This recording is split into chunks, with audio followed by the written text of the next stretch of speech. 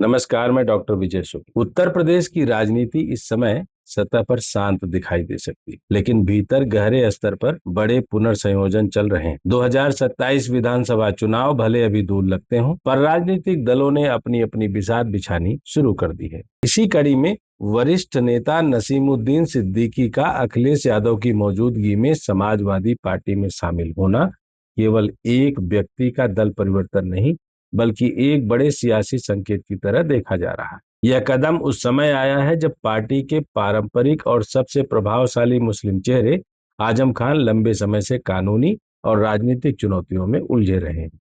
ऐसे में यह सवाल केवल व्यक्ति केंद्रित नहीं बल्कि संरचना केंद्रित है। क्या यह एंट्री सपा की आंतरिक रणनीति का पुनर्गठन है? और क्या उत्तर प्रदेश के वर्तमान राजनीतिक माहौल में इसका वास्तविक महत्व है भी या नहीं? उत्तर प्रदेश की राजनीति को समझने के लिए सबसे पहले उसके सामाजिक आधार को समझना जरूरी है। यह प्रदेश केवल जाति या धर्म के आधार पर वोटिंग पैटर्न तय नहीं करता, बल्कि नेतृत्व की विश्वसनीयता, संगठन की मजबूती और मुद्दों की धार भी निर्णायक भूमिका निभाती है। पिछले एक दशक में भारतीय जनता पार्टी ने सामाजिक समीकरणों को नए ढंग से साधा है। गैर यादव पिछड़ों और गैर जाटव दलितों के बीच पैठ बनाकर उसने पारंपरिक ध्रुवीकरण की सीमाओं को तोड़ा है। इसके मुकाबले में सपा को अपने मुस्लिम यादव आधार के साथ साथ नए वर्गों को जोड़ने की चुनौती है, और यहीं पर नसीमुद्दीन सिद्दीकी का राजनीतिक अनुभव महत्वपूर्ण हो जाता है। वे लंबे समय तक बहुजन समाज पार्टी में रहे, जहां उन्होंने दलित मुस्लिम समीकरण की राजनीति को करीब से देखा और साधा। मायावती के शासनकाल में वे सत्ता संचालन के प्रमुख चेहरों में गिने जाते थे। उनके पास संगठन की बारीक समझ है, कैसे बूथ स्तर तक कार्यकर्ताओं को सक्रिय किया जाए, कैसे प्रशासनिक ढांचे को चुनावी रणनीति से जोड़ा जाए और कैसे क्षेत्रीय असंतोष को राजनीतिक अवसर में बदला जाए। बाद में उन्होंने कांग्रेस का भी दामन थामा, लेकिन वहां उन्हें वह राजनीतिक विस्तार नहीं मिला जिसकी अपेक्षा थी। इस पूरी यात्रा ने उन्हें उत्तर प्रदेश की राजनीति का बहुआयामी खिलाड़ी बना दिया। अब सवाल यह है कि सपा में उनकी भूमिका होगी क्या? क्या वे आजम खान का विकल्प है? राजनीति में विकल्प शब्द का अर्थ केवल पद का प्रतिस्थापन नहीं होता। विकल्प का मतलब है वैकल्पिक नैरेटिव, वैकल्पिक नेतृत्व और वैकल्पिक ऊर्जा। आजम खान लंबे समय तक सपा के भीतर मुस्लिम अस्मिता और आक्रामक विपक्ष की आवाज रहे। वे केवल विधायक या मंत्री नहीं थे, बल्कि एक प्रतीक थे। रामपुर उनका किला था और उनका भाषण शैली सपा की पहचान का हिस्सा बन चुकी थी। लेकिन पिछले वर्षों में मुकदमों और स्वास्थ्य कारणों ने उनकी सक्रियता को सीमित किया है। इससे पार्टी के भीतर और बाहर यह धारणा बनी कि मुस्लिम नेतृत्व का केंद्रीय चेहरा कमजोर पड़ा है। ऐसी स्थिति में यदि अखिलेश यादव भविष्य को ध्यान में रखते हुए एक वैकल्पिक नेतृत्व तैयार करना चाहें, तो यह अस्वाभाविक नहीं होगा। राजनीति में शून्य कभी खाली नहीं रहता, उसे भरा जाता है। नसीमुद्दीन सिद्दीकी उस शून्य को भरने की क्षमता रखते हैं। वे अनुभववान हैं, प्रशासनिक तौर पर परिपक्व हैं और सियासी संघर्ष से गुजरे हैं। लेकिन क्या वे आजम खान की जगह ले सकते हैं?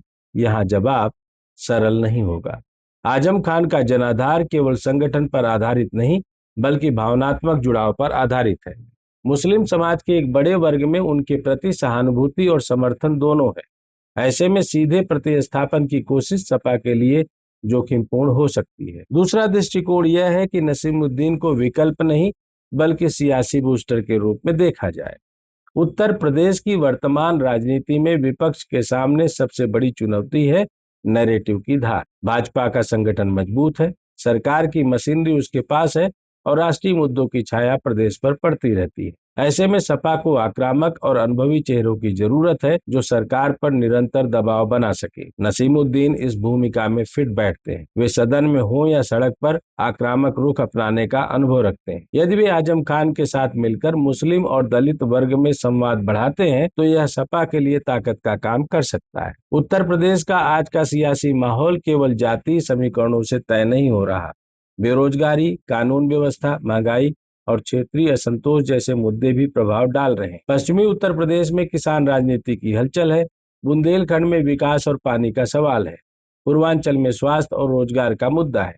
ऐसे में सपा को एक व्यापक सामाजिक गठबंधन की जरूरत है। अखिलेश यादव पीडीए यानी पिछड़ा दलित अल्पसंख्यक की अवधारणा को आगे बढ़ा रहे हैं। नसीमुद्दीन का बसपा पृष्ठभूमि इस रणनीति को मजबूती दे सकता है। वे दलित मुस्लिम संवाद की भाषा समझते हैं और उस पुल का निर्माण कर सकते हैं जिसे सपा लंबे समय से तलाश रही है। लेकिन राजनीति में हर चाल का जवाब भी होता है।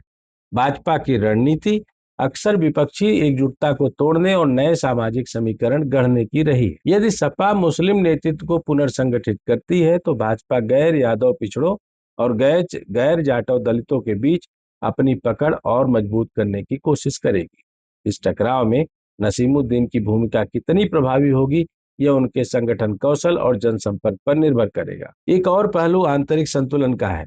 सपा में पहले से कई वरिष्ठ नेता हैं। यदि नसीमुद्दीन को अत्यधिक महत्व दिया जाता है तो भीतर असंतोष भी जन्म ले सकता है। राजनीति में बाहरी विस्तार और आंतरिक संतुलन दोनों को साथ लेकर चलना पड़ता है। अखिलेश यादव के सामने चुनौती यही है कि वे नए चेहरे को स्थान दें, लेकिन पुराने समीकरणों को अस्थिर न होने दें। आजम खान की बात करें तो यह देखना होगा कि वे स्वयं इस नई एंट्री को कैसे देखते हैं। यदि वे इसे समर्थन के रूप में स्वीकार करते हैं तो यह सपा के भीतर एक सामूहिक नेतृत्व को संकेत देगा। लेकिन यदि इसे प्रतिस्पर्धा के रूप में देखा गया तो यह पार्टी के लिए कठिनाई पैदा कर सकता है। राजनीति में व्यक्तित्वों का टकराव अक्सर संगठनात्मक मजबूती को कमजोर कर देता है। कुल मिलाकर नसीमुद्दीन सिद्दीकी की एंट्री का महत्व केवल इस बात में नहीं है कि वे किसकी जगह लेते हैं या किसे मजबूती देते हैं। असली महत्व इस बात में है कि वे उत्तर प्रदेश की बदलती राजनीति में सपा के लिए कितनी नई ऊर्जा और रणनीतिक गहराई ला पाते हैं। यदि वे दलित मुस्लिम पिछड़ा संवाद को नए स्तर पर ले जाते हैं, यदि वे संगठन को बूथ स्तर तक सक्रिय करते हैं और यदि वे विपक्षी नैरेटिव को धार देते हैं तो उनका योगदान निर्णायक हो सकता है। उत्तर प्रदेश की राजनीति हमेशा बहुस्तरीय रही है। यहाँ व्यक्ति, विचार और समीकरण तीनों साथ चलते हैं।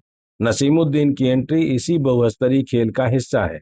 यह एक चाल है, सोची समझी, समयबद्ध और दूरगामी।